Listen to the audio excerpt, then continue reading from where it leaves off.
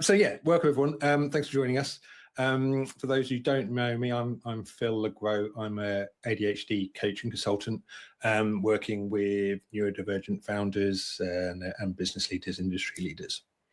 So the reason Nisha and I kind of got this together, 2 days ago was the International Imposter Syndrome Awareness Day. Obviously, there's a day for everything, but it exists because imposter syndrome is one of those things that millions of people experience, but no one really talks about it honestly. We minimize it, we joke about it.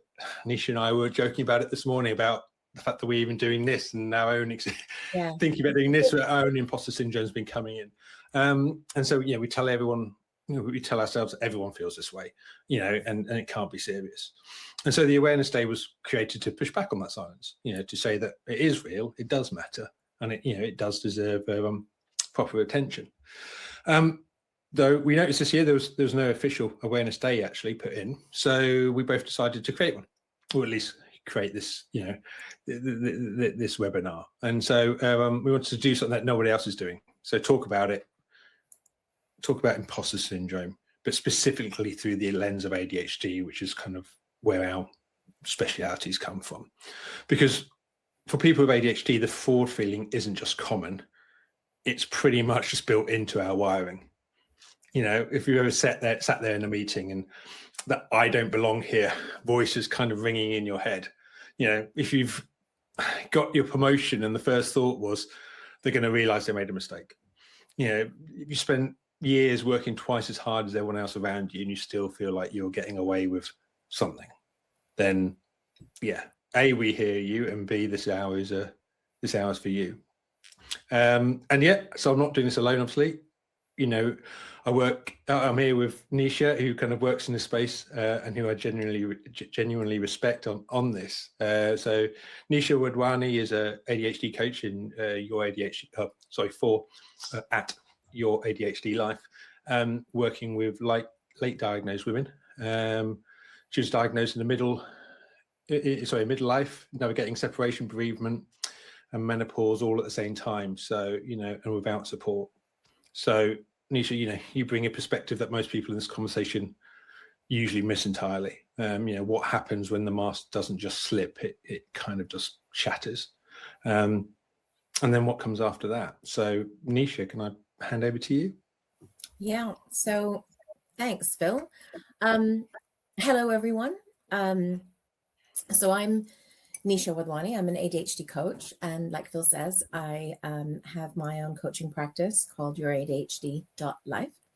And I work with women who have gotten their ADHD diagnosis or suspect that they have ADHD later in life, sort of starting from, I guess, late 30s, 40s, 50s. And we're trying to make sense of everything that came before it. So why? Because I am one of those women. I spent 30 years in business, convinced I was blagging my way through life. I couldn't understand how I'd gotten through the interview. So I spent every day after that trying to keep up with what I thought they thought I was. Double checking, triple checking, everything, creating these systems and structures around me that no one could see just to appear functional. Masking exhaustion so well that nobody ever asked if I was okay. And then when the scaffolding finally just totally collapsed, through redundancy, separation, bereavement, menopause, all kind of one after the other, the ADHD all of a sudden became visible and felt so real because there was nothing left to hide behind. And that's a story that I'm going to be sharing today. And I suspect that some of you will recognize parts of it. Before we get into our individual little conversation, I want to introduce something that we've made for you. So when you registered, you should have received a PDF called the Fraud Feeling Audit. So Phil's going to put that up, that link in the chat for anyone who doesn't have it handy. It's just a little one-page reflection tool with 5 prompts: masking, forgetting, feedback, doubt, and success. And each one names a different way that the fraud feeling shows up for people with ADHD. So if you've got the PDF in front of you, that's great. If you don't worry about it. We're going to walk through it with you now. And you can just answer the questions and these prompts in your head.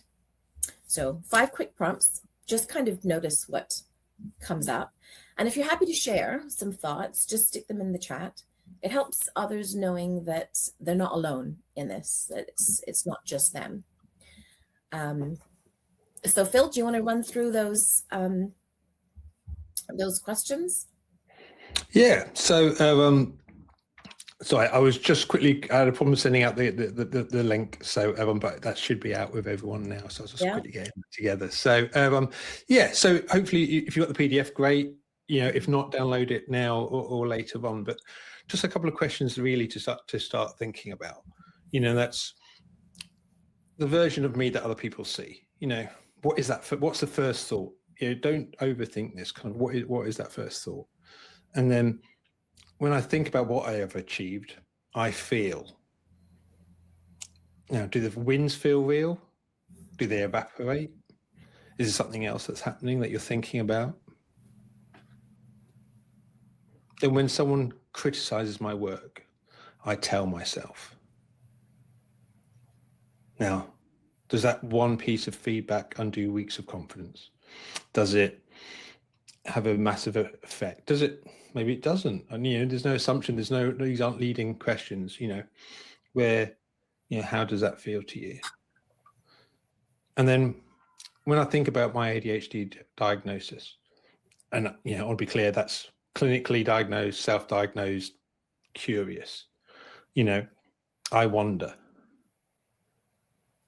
Do you ever question whether it's real? Do you question anything else about what's happened through your life? And then finally, the more successful I become, the more I feel. So, does success make you feel safer? Does it make you feel more exposed? So now with all of that in your head, you don't have to answer them all those questions in full. Just keep those thoughts in your mind. Score yourself out of 10 at the top of the first column. How much of a fraud do you feel like right now? Don't overthink it. It's just a number, really. And Phil's going to try to... Do you want to put the poll in now? So, yeah, we haven't done this before, so let's see how that goes. So if in the chat, now we kind of, because the way the streaming thing uses it, if you just type 1, 2, 3, or 4 in the chat to how you feel to this, but how much of a 4 do you feel right now? Not much, kind of a 1 out of 10, like a 1 to 3, then just put 1 in the chat.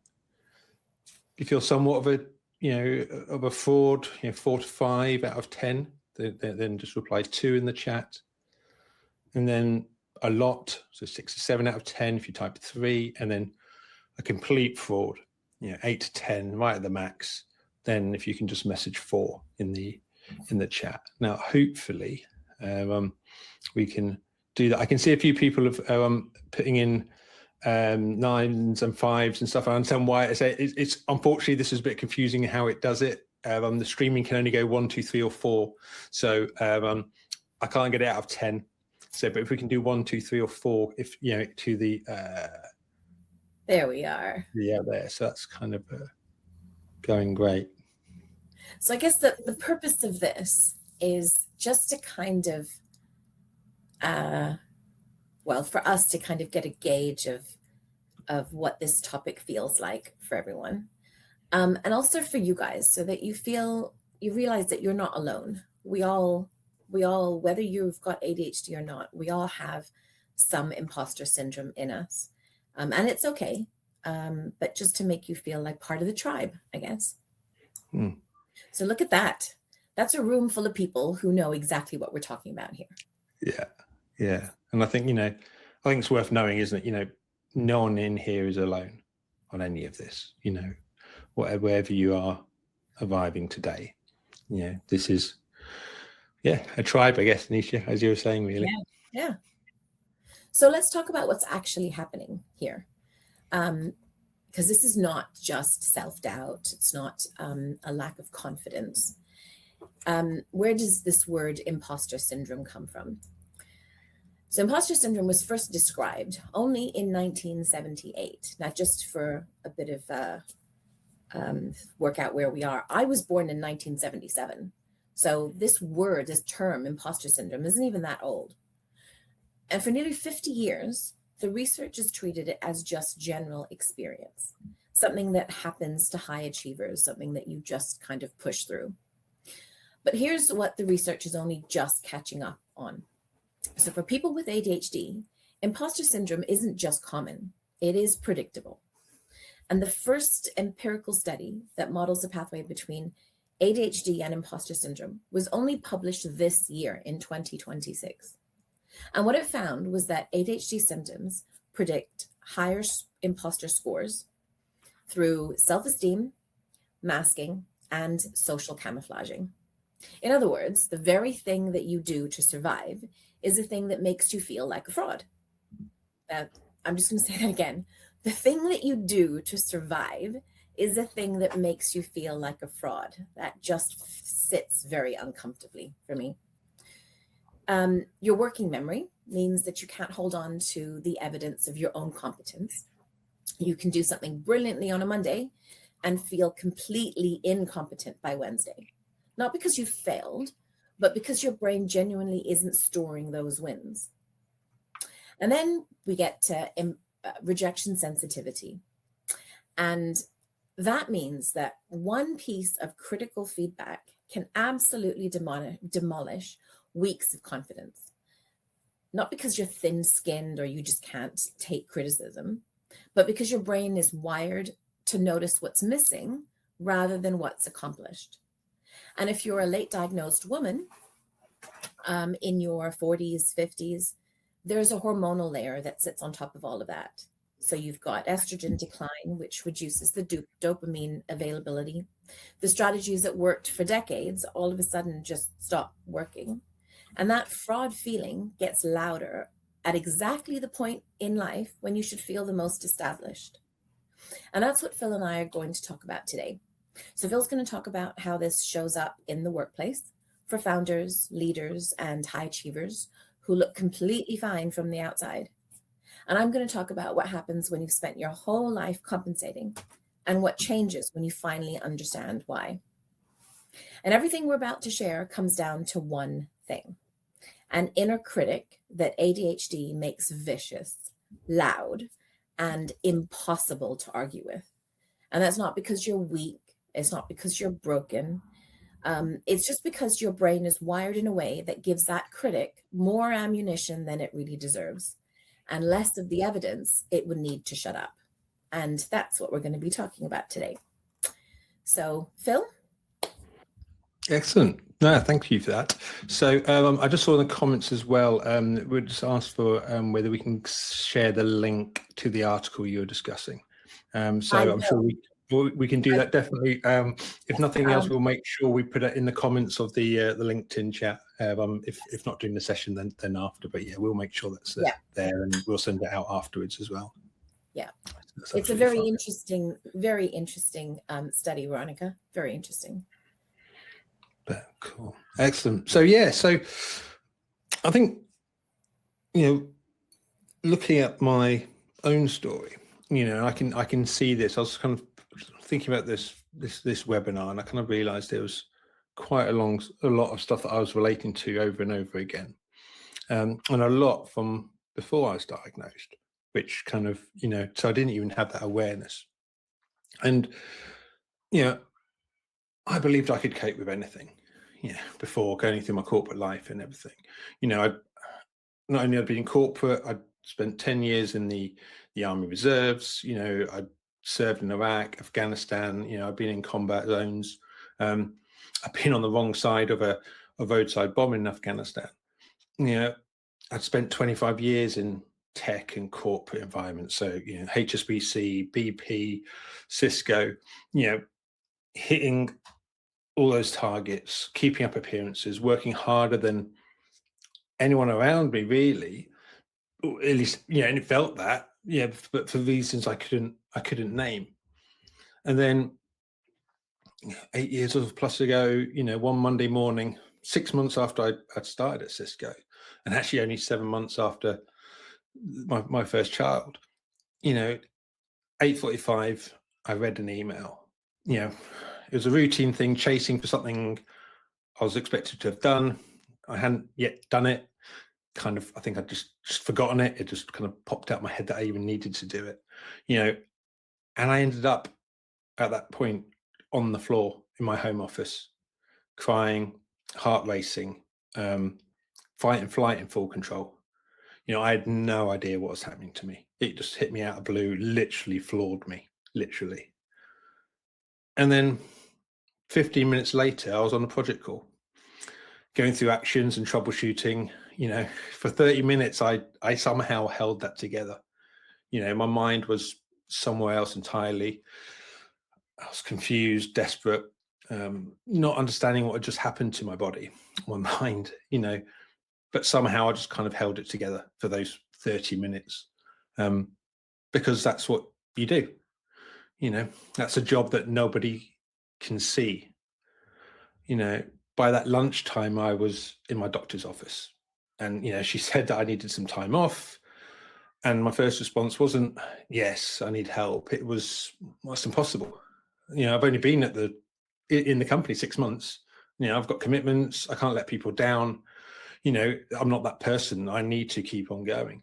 I wasn't thinking I'm falling apart. I need to stop, despite what had just happened. I'd broken down in tears several times in the doctor's office. But if I stop, they'll see. And that wasn't a health decision. That was a forward feeling making the decision for me. The idea of being seen as someone who couldn't cope was a lot more frightening than whatever was happening to me at that point. I finally agreed that she could sign me off for a couple of weeks.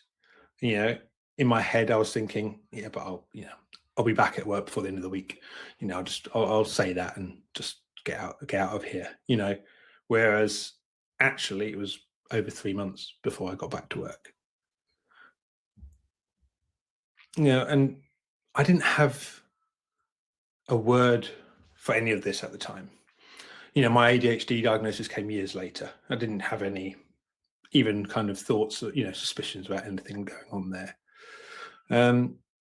But when it did, it explained something I'd never been able to make sense of. Why that effort had always been that high, why I'd always worked 3 times as hard as seemingly my peers around me and still felt I was only just keeping up. Not because I was less capable, but because my brain was running a completely different operating system. And nobody, including myself, knew that. And for a lot of us, the way we succeed was always through effort, always through effort. Not through things coming naturally. Through working harder than everyone around us for reasons we can't name. And somewhere along the way, that becomes the rule. We kind of think real success should look effortless. And because ours never did, every win we worked for, every single one, was contaminated by the knowledge of what it costs. The achievement's real, but the motivation underneath wasn't ambition. It was concealment. We're working hard not to do well, but we're working hard. We're working hard not to do well. We're not to do well. What we're working hard to do is not be found out. And high performance isn't always what it looks like. Sometimes it's just a very convincing cover story. So looking at, RSD, and how that comes in. So rejection sensitivity disorder. And in fact, I'm going to put that up there. Look at that. Because I did it earlier and I forgot about it. But I will refer to it as RSD from now on, just for making it a little bit easier. But one piece of criticism can undo weeks of confidence, and it's not because you're thin-skinned. It's because your brain is wired to notice what's missing rather than what's accomplished. And that's not a mindset problem. That's a circuit, and humans are naturally wired to generally look at the negatives and what's missing and stuff, because that's evolution. That's how we've survived. But this can take it to the next level, and that's where it really becomes, really kind of impactful to life. So, you do something brilliantly on a Monday. By Wednesday, you feel completely incompetent, not because you failed at anything since Monday, but because your brain generally isn't storing the wins the same way it stores the threats. The evidence of your own competence isn't available to you when you need it. The evidence of every mistake is right there in high definition and repeat instead. Our working memory isn't as strong and as developed as a neurotypical, in general, and we literally just can't remember our wins. We literally can't remember what we've done that's been successful. So instead, mistakes become the evidence, and the successes disappear. Every ADHD-related error, a missed deadline, a dropped ball, a forgotten name in a meeting, I've definitely done all of those, confirms the worst fear. And the successes, they get forgotten about. They don't accumulate in the same way. They just disappear. And that's RSD, rejection sensitivity disorder. It's what happens when your nervous system processes that negative feedback as a genuine threat. It's not proportionate to the situation. It's not rational. And it's not something you can think your way out of. Your brain interprets criticism the way other brains might interpret physical danger. And so, and it is that, we're treating it in the same way as if we were in physical danger. That's how our brain's working, our nervous system's working. That's how we're wired. It's not a conscious decision by us. And in a leadership or founder context, where feedback is public, stakes are high, and your performance is highly visible, that response can get triggered constantly, or is triggered constantly. And that isn't oversensitivity. It's a different kind of nervous system doing what it was built to do. And when you combine that with working memory that won't hold the good stuff, you end up with a brain that remembers every failure in detail and can barely recall last week's win. You're making decisions about yourself based on incomplete data. And that's the data that's missing. That data that's missing is all the evidence that what you're good at, and what, that you deserve to be where you are. And so in the workplace, this can create a specific pattern. Not the version where you stay safe and avoid things that could expose you. So that is real for a lot of people. Everyone's different. But for mine, I'm the other version. There's generally two. I take on everything. So I'll say yes to every project, to every request, every demand, because if I'm always delivering, nobody can say you aren't trying.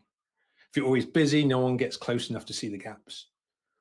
And you work until the gap between what you're producing and what it's costing finally closes, in a way that isn't pretty. And like me, you kind of end up on a pile on the floor. So rejection sensitivity disorder, imposter syndrome, perfectionism, I can't even say it, perfectionism, thank you. They look like three separate problems, but they're not. They share the same root. It's a core belief of deficiency. It's that right in your core, you feel it. You got that belief that you're fundamentally not enough. I've literally spent my entire life with a voice inside me saying, I'm rubbish. I won't use a different word because I don't know where everyone is watching this from. But that's constantly there, and that's been built over years of working harder than I feel I should be, that everyone else around me is being able to do, and still feeling like I'm behind. It's built over thousands of corrections and negative messages before I even left school, built by a brain that files the criticism and loses the praise. But that belief, these beliefs we have aren't character flaws. You know, it's a predictable outcome of a specific kind of nervous system running in a world that wasn't designed for it. You know, we need to remember, you know, we aren't being oversensitive. You know, our brains are processing rejection as a threat to survival. You know, and that's not a character flaw. That's just wiring in our brain. And so with each new level of success, it can create a new level of fraudulence. So, you know, maybe some of you, you know, I'm sure some of you can out there can relate. You know, you get that promotion, you know, so now more people see you fail. You know, you got the investment into the organization. Now you have to prove the thesis. You know, you built the team, but now there's 30 people who are eventually going to realize that, yeah, you're a fraud. And because that feeling grows with the stakes, you end up stop moving. You stay inside a business model, an operation model, a set of constraints you've long since outgrown. Not because it still serves you, but because moving on feels like confirming you were never capable of sustaining it in the first place. So how you see yourself doesn't keep pace with what you're actually doing. You know, the wins happen, the internal narrative doesn't update to match them. The person in your head is still the one who was just about getting away with it. Getting away with it. Even when the evidence says otherwise. Evidence says otherwise. Every win lands briefly and then just disappears by the next thing that will lose you. Working memory doesn't store the wins the same way it stores threats. So each new challenge genuinely feels like starting from zero. Not because you haven't done things before, but because your brain can't access the proof that you have. You know, you build the thing, the idea, the vision, the early stage when it was energy and conviction, and that was yours. You know, you really get into it.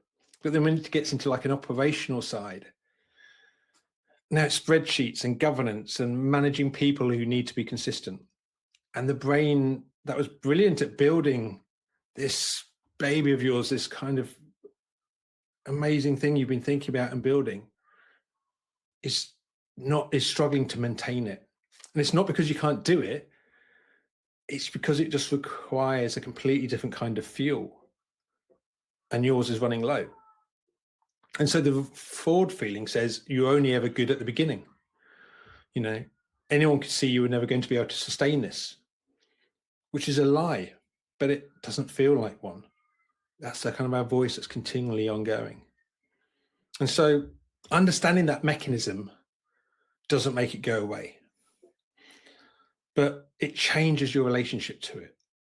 And some kind of thing I want everyone to realize is seeing it is the first step. Being able to understand what's happening is the first step of where we can move forward. You know, when you can see that success bar, that the success bar moves because of working memory, not because you're actually failing. When you can see that the wins feel hollow because of how dopamine works in ADHD brains, not because the wins aren't real, it can stop running you in the same way.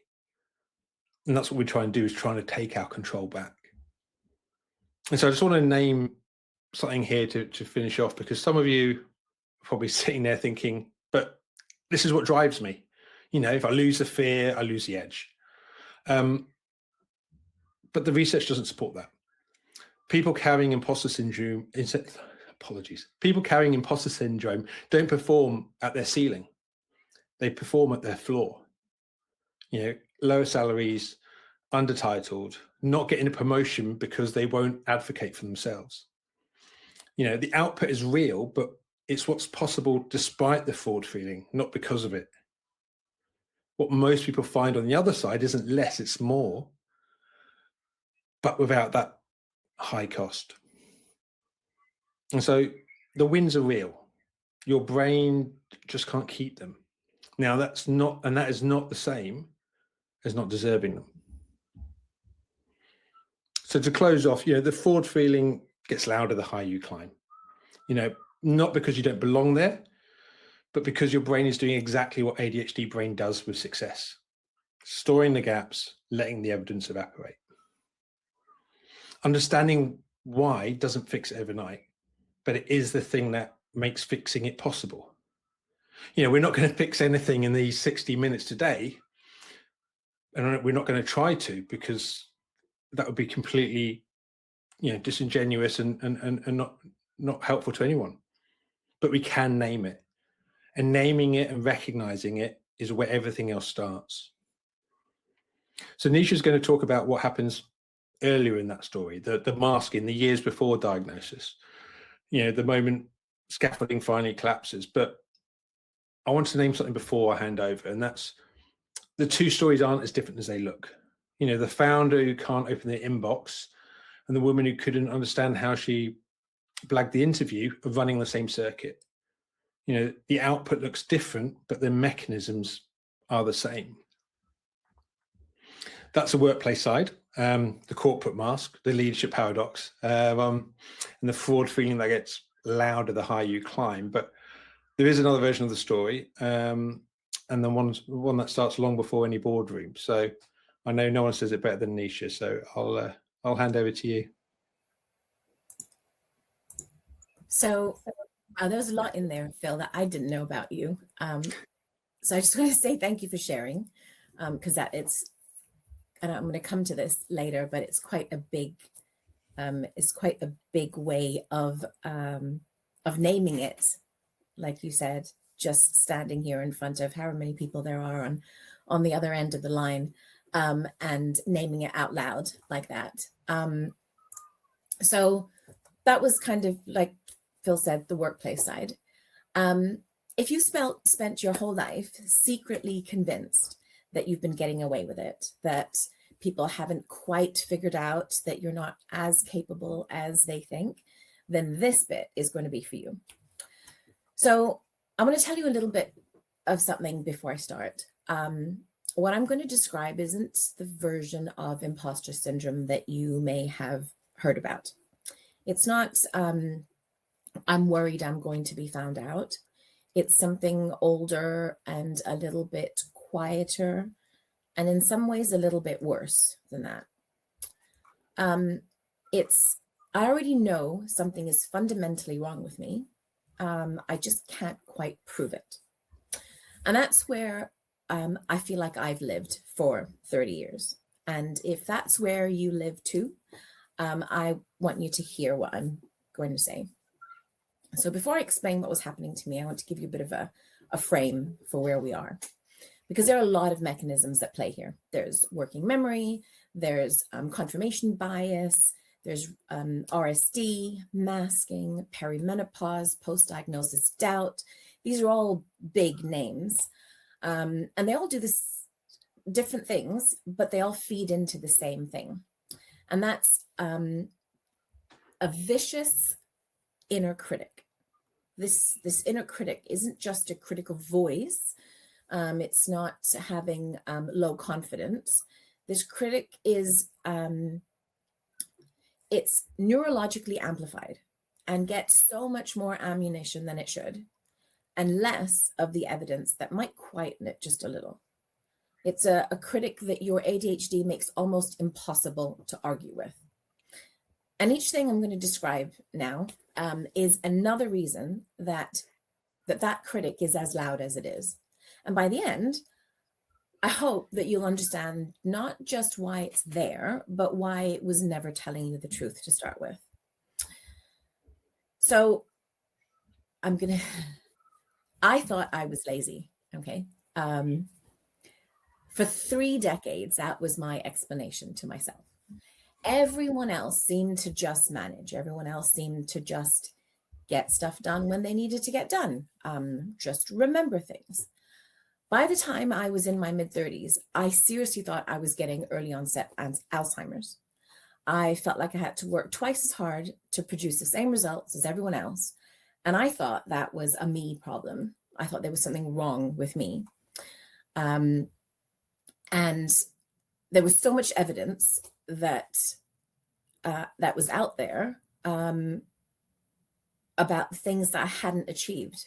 And the things that I had, I convinced myself that I just somehow fluked my way into it.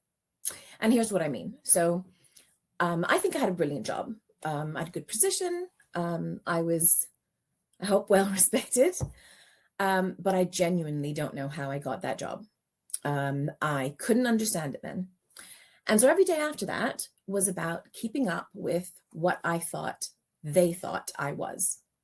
Double checking, triple checking, things that everyone just did once.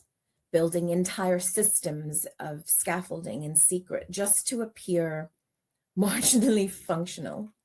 Working stupid hours to prove my worth, to prove that I belonged there in that same room with everyone else.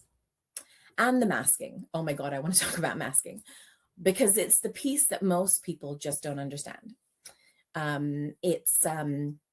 This isn't being performative.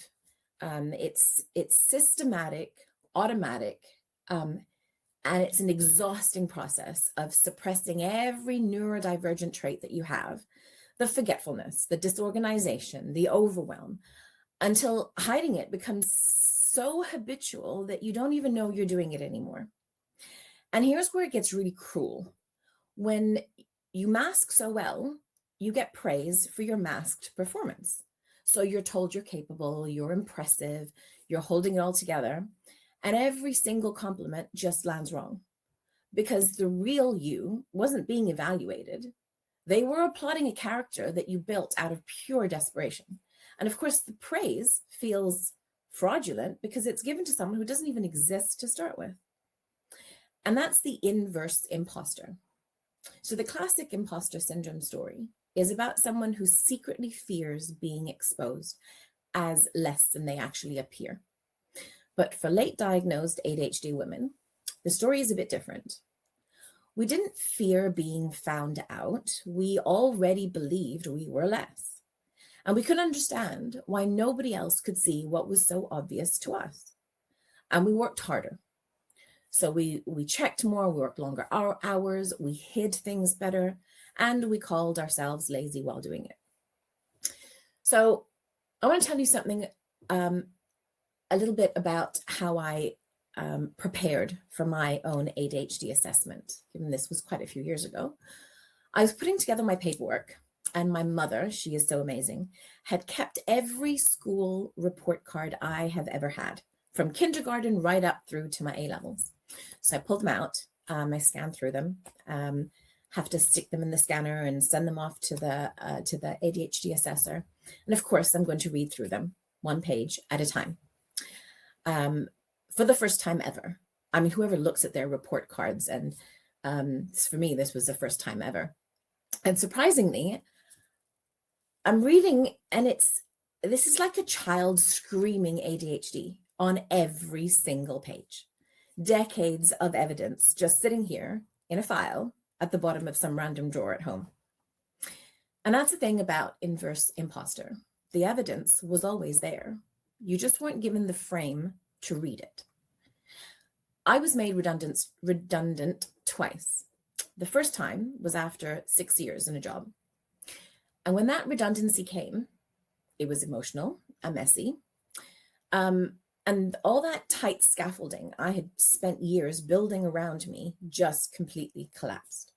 Without the busyness, without the constant performance, without the structure that I built around me to appear functional, all of a sudden the ADHD was just screaming out to me for absolutely the first time because there was nothing left to hide behind. So I guess the point here is that it's not that you're fine. It's that you were never the problem that you thought you were. And here's something that I want you to understand about ADHD and memory, not as a metaphor, but literally. So your working memory, the part of your brain that holds the information while you're using it, doesn't look the same way as a neurotypical brain. And one of the consequences of that is something that we call achievement amnesia. You genuinely cannot hold your past successes in your mind when you're facing a new challenge. This is just what Phil was talking about. they're not there. They just don't show up. Neurotypical people build over time a sort of stable internal self-talk of confidence, competence, this bank of evidence. I've done hard things before, so I can do this. And your wins sort of accumulate over time. They stack up and they build a sort of foundation that you can build on top of. ADHD brains don't work that way. Each new challenge is faced as if you're starting from zero. And the evidence doesn't carry forward. You can do something brilliantly on Monday, and like Phil said, by Wednesday you feel like you're a failure. And understanding the distinction between it being not a mindset issue, but a neurological issue, helps. It changes how you approach it. So think about what happens when someone compliments your work. It just disappears, right? But it's not that you're being what's the word? Ingracious. It's not that you're being ingracious, or that you're feeling this false modesty. It's just that your brain doesn't store it. It's like that locker box sitting there just as empty. And then there's the other side of it, the confirmation bias loop. So ADHD brains are wired to notice all the things that are missing, not the things that are there. So when we make a mistake, and we, like Phil says, we drop the ball, it's all those balls dropping that we collect and that we remember. That's all the proof that the proof of the things that we know exist. And all those successes don't collect. It's just the failures. Women with ADHD, on average, are diagnosed 4 to 5 times years later than men. That's 4 to 5 more years of confirming, in the absence of any other explanation, that the problem is you. And that's quite a difficult one to hold on to. And then now there's another layer on top of this. Because for many women watching this, there's something else happening on top of the masking and the working memory. Something that tips this manageable difficulty into an absolute crisis. In my case, everything happened at once. Redundancy and COVID and relationship issues and my father passing and I realize now, quite recently actually, that this was also around the time that I was starting perimenopause. I didn't know it at the time. Nobody connected the dots for me. Estrogen and dopamine are deeply connected. And as estrogen declines during perimenopause, dopamine availability decreases. And the dopamine is the neurotransmitter that ADHD already depletes. Perimenopause doesn't create new symptoms. It just amplifies the ones that were already there to start with. All those systems that worked for you, the coping strategies that you spent years developing, and all the scaffolding that you've built around you, they all of a sudden, one by one, start to fail. And sometimes all at once.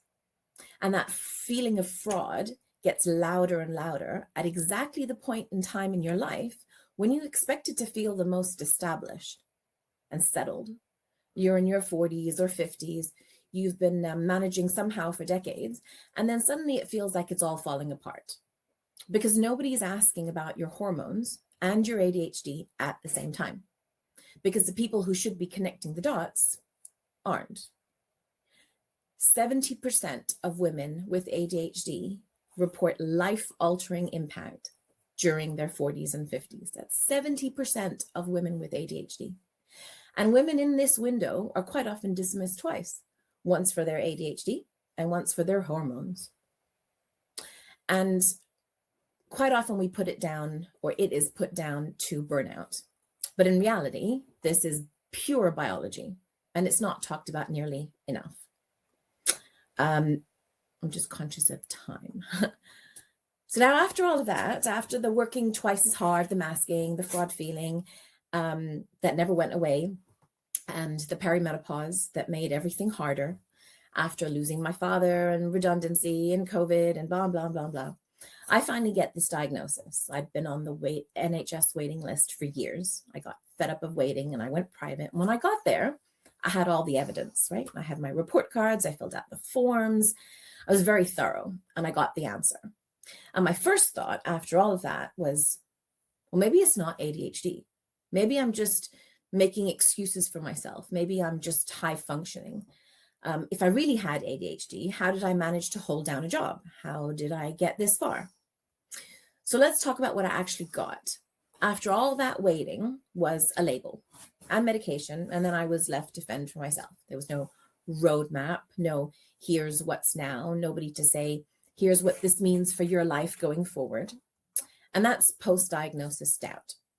And it is extraordinarily common among women who were diagnosed later in life. The very same traits that make late diagnosis more likely, the masking, the high achievement, the overcompensation, become after diagnosis the actual evidence against it. And so something that, Veronica was asking about this study. If we go back to 1978, that original research on imposter syndrome, that paper that named it, was specifically written about high achieving women. It wasn't even written about people in general. It was written about women. Clance and Imes, who were the two, I think they were psychologists, they described it. I'm going to read this to you because this just made me laugh. An internal experience of intellectual phoniness. And they said this, imposters are ambitious, hardworking people who believe that they have fooled everyone who thinks they're capable or talented. Ambitious, hardworking, convinced they've fooled everyone. Does that sound like anyone you know? And that research was published 48 years ago. And the women that it describes, the women working twice as hard, masking their struggle, convinced that they didn't deserve to be in that room, many of them almost certainly had undiagnosed ADHD. Just the research didn't know it yet. But of course we do now. I had a moment after everything shifted when I asked myself, who am I when I'm not someone's wife, someone's daughter-in-law, a sister? How do I know who I am now that I know that I have ADHD? What part of me is ADHD and what part of me isn't? It's like experiencing everything again for the first time, but in a completely different way. And so this is what's sort of underlying this post-diagnosis doubt. It's the people pleasing. And I think it goes quite a lot deeper than the diagnosis itself. 1 in 9 people in the UK with ADHD have a recorded diagnosis. And if you have one, you are in the minority, not because ADHD is rare, but because the system has failed most of the people who have it. You're not making it up. You're not too high functioning. You fought your way to a diagnosis that most people never even get. So the last thing I'm going to say is that this fraud feeling isn't a flaw. It's an outcome of masking that's made praise feel fraudulent, of working memory that doesn't store your wins, this confirmation bias loop that filed every mistake and evidence and every success as luck, and then the perimenopause that amplified everything. All of it feeding into the same vicious inner critic, making it louder than it really should be, giving more ammunition than it deserves. And none of this is about who you are. All of this is about how your brain works and what happens when a brain like yours navigates a world that wasn't built for it, without a map for decades. So here's what I want everyone to walk away with today, because understanding why the critic is so loud is only half of it. The other half is starting to turn the volume down. There are 3 things. You can start all of them today. First, start a fraud fighter file. Fraud fighter file. To store all of the evidence of your competence. So you have something to refer to, not affirmations, actual evidence. Secondly, say it out loud. I do this all the time. Something goes well, I'll say out loud, well done me, or well done Nisha. Sounds small and a bit silly, but it isn't. Your brain needs to hear it in the moment. And then thirdly, imposter syndrome is fundamentally about the feeling of not belonging. So find your tribe. Spend time around people where you don't feel like you have to mask. That's my 3 little pieces of advice. Phil, how about you? No, I think that's great. And I know we were going to go into a chat, and I'll quickly do some thoughts on the advice as well. But I'm conscious on time, and we were going to go on a little bit of just a chat, discussing a few things. But I think with time, I know we put stuff out there for questions and answers. I think maybe it's a couple there that we could pick up in the chat. So there's thanks for the messages in the comments. I can see Veronica is saying she can definitely kind of recognize some of these things, and so it's really, in fact, hang on, can I share this? Will I come up? Oh, we go, look. So for me, it's I achieved something even like running half a marathon, getting an amazing grade at uni, promotion at work. I do not have a big joy out of it. If it like I see other people do, I keep thinking of doing something greater and better.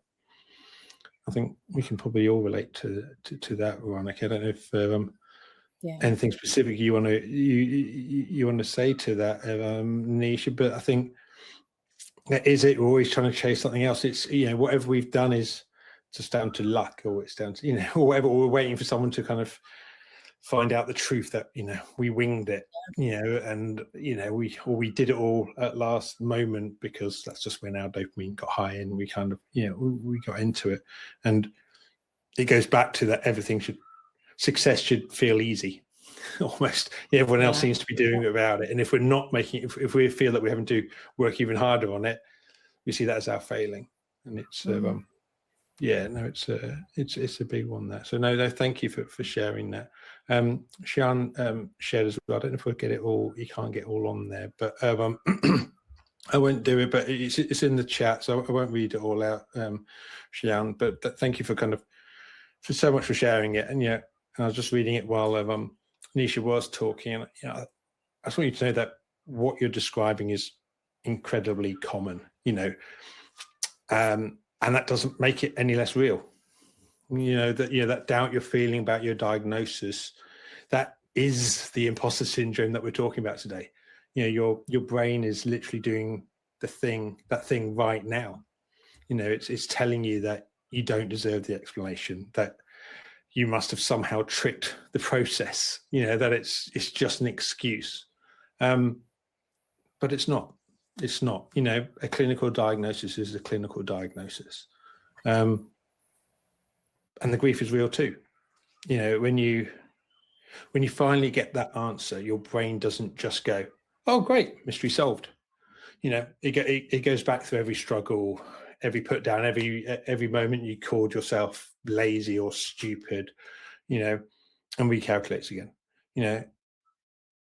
That takes time, and it is painful. It can be painful, and it is normal. The fact that you suspected it, pursued it, and got the answer, that's not hiding behind something.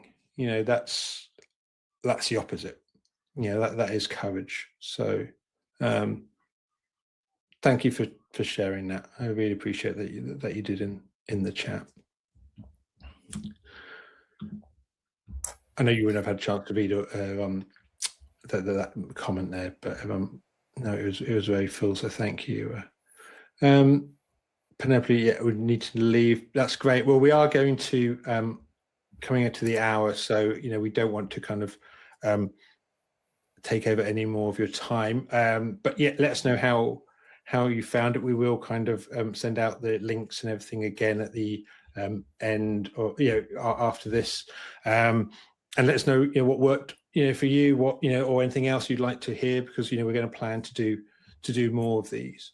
And I think just to kind of finish off what we're talking today is, I want to share, say something about what I feel is probably, hopefully, kind of been happening in this room, in that we all come carrying in something that most people don't talk about out loud, and in the last hour, you've heard us talking about, with research, with evidence, with our own experience, that what you've been feeling and experiencing isn't a character flaw.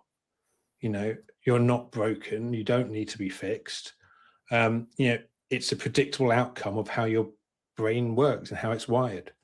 But the good thing about our brain and the neuroplasticity in it is that it can change. We can change it. It's not a small thing, but also it's not a small thing. It can be changed. And so, if you want to keep going with this, the forward feeling audit is your next step. If you haven't had time to fill in the right column yet, or it's been a bit rushed on this anyway, take some time, sit down with a coffee or a brew drink, and just take your time just to think about it. We'll put the link back in the chat again, and we'll also stick a couple of links in there for if you want to reach out to Nisha or myself, then please please feel that you can do so. Be clear, no pitch, no pressure. This is we're not going to be trying to sell you anything. But let's just have a conversation. More than happy for that. Nisha, anything that you'd like to share before we finish? No, I think we're good. Coming up to 1 o'clock, so just about in time.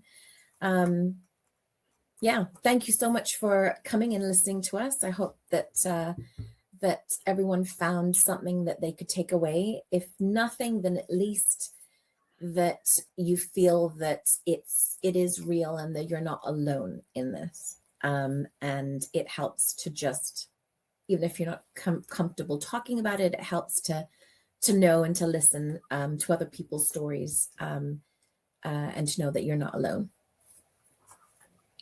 No, I think that's great. Thank you. So thank you, everyone. I can just see in the chat, I can confirm, the recording via LinkedIn will be still available. That will stay there, and with the link that you've got, that carries on going. So please, view it, share it, if you found it useful. So with that, we'll say thank you to everyone. Go fill in that white column, and we'll see you on the other side. Take care, everyone. Bye-bye. Thanks.